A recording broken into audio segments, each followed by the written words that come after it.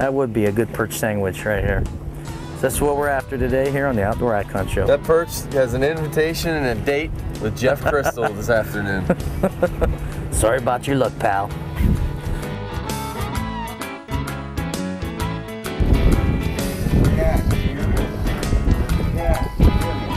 Double perch. Oh, it's a Mamma Jamma! Look at that one. That's a fat one. Oh boy. Oh boy. That might be a measurement. Nick, that might be 11 and a half. As soon as I flipped over that bail, he was sitting there waiting. No! Oh, wait a second. Nah, he ain't. Oh, look at that double. Whoa! The daily double.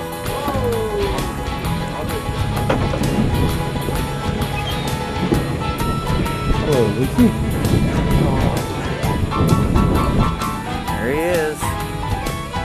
It's on the back. Oh, that's a nice fatty. Boat left and right around us. We're surrounded by perch. Oh, Denny, get off my line. I got the Mamma Jamma right here. Official measure.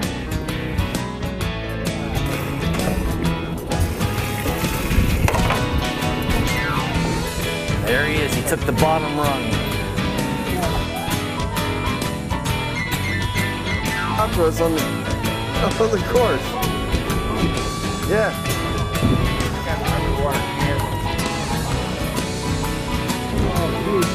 Oh boy, look at that. And then over by him when it came in. And then I'm going to bring it to the post and lamp.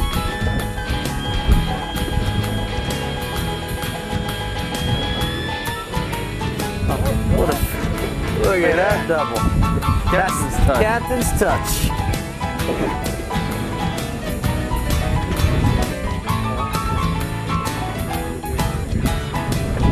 Ah, the old white perch. Look at that in the bucket already. That one's a little bit bigger. Well, Nick, we're catching a whole bunch of fish here today. Perch fishing is pretty simple for the average guy. Why don't you talk a little bit about the rigs you have set up before us here today?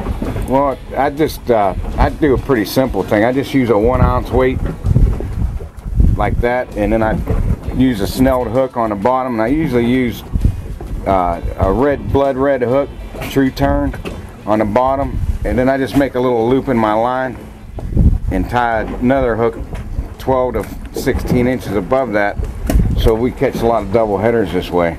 And the other thing that happens, what happens with that is, if you miss a fish, they'll usually come up and bite that other hook. That's why we try to use 2 hooks, and we're fairly successful with that. I don't like to use a lot of stuff like spreader rigs or anything like that. Sometimes when these fish are iffy and they're not biting real well, they get scared by all that apparatus you got down there. So to me, the simpler thing is the better thing. Simple, better rig there. Yes. Now, how often do you use the weight in between the hooks? Do you ever put the weight on the bottom of the rig and have both hooks up, in line that way? It seems they always bite that bottom hook first. Yeah. And they like that hook laying on the bottom, the weight on the bottom with that hook just laying there, and that minnow sticking up in the air for some reason, and that seems to work the best for us. Now, Nick, with the rigs you have here, what you're doing, we're at about, what, 55 feet of water, you said? 60 feet of water. We're dropping them to the bottom and then just doing a couple of cranks up just off the bottom. Seems Just to be our letting best that bounce, success. let that weight bounce off, down and up off the bottom, and you'll feel them hit. When you got to cross their eyes, I always say, Yeah. to get them. But it's simple fishing, it's fun fishing, it's great for kids. I mean, they have a ball out here.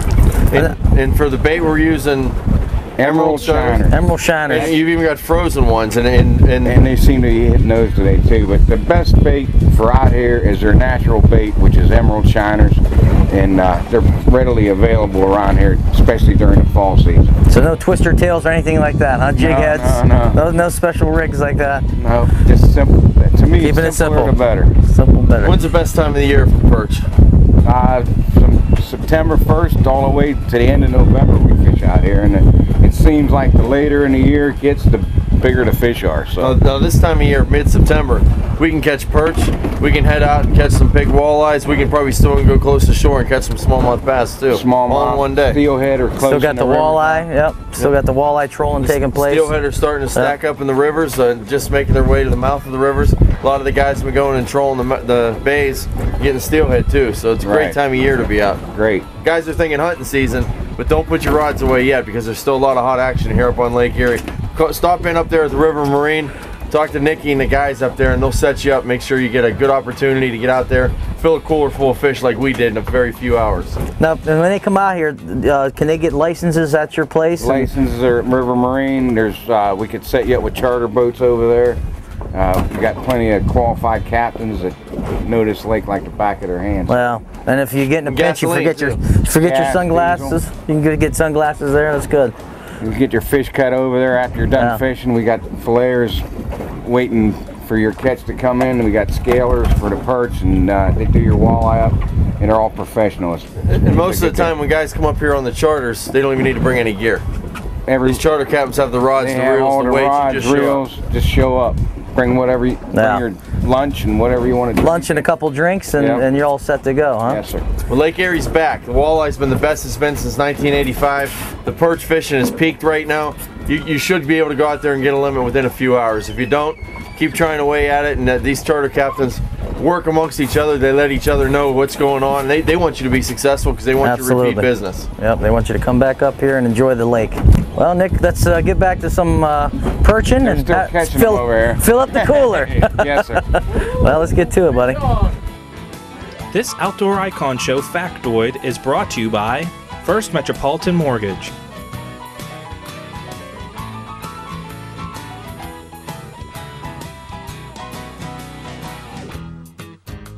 Stay tuned, the Outdoor Icon will be right back.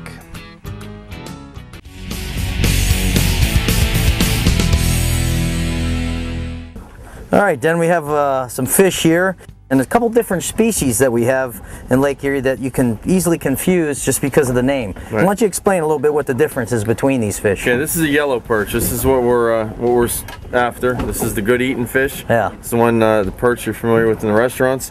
What you want to look for in a yellow perch is they've got the orange, the yellow fins on the bottom. They've got the lines vertical stripes coming down the sides. Usually the underbelly is a little bit lighter than the top, kind of a mottled camouflage on the top.